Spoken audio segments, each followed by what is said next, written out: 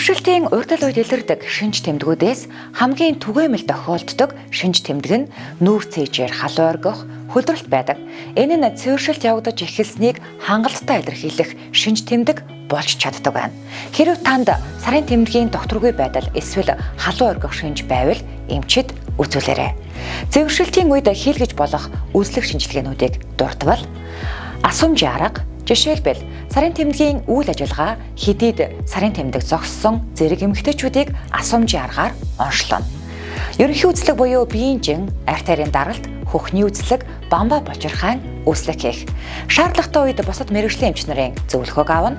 Эмэгтэйчүүдийн тусгайлсан үзлэг хийх, толны шинжилгээ, өтрээ умайн хүзүү дурандах, умайн хүзүүний эсэн шинжилгээ, цуснд сахар тодорхойлох, цусны биохими шинжилгээ, цусны бүлэгнэлтийн үзүүлэлт, тромбоцитийн тоог тодорхойлох. Мөн цуснд липидийн үзүүлэлтийг тодорхойлох, дааврын шинжилгээ, хөхний рентген шинжилгээ, мөн ясны рентген шинжилгээ, зүрхний цахилгаан бичлэг зэрэг оншилгооны аргууд байдаг бөгөөд шаардлагатай шинжилгээнүүдээ өгсөний дараа эмчид үзүүлэн цаашдын авах арга хэмжээг зөв тодорхойлуулаарай.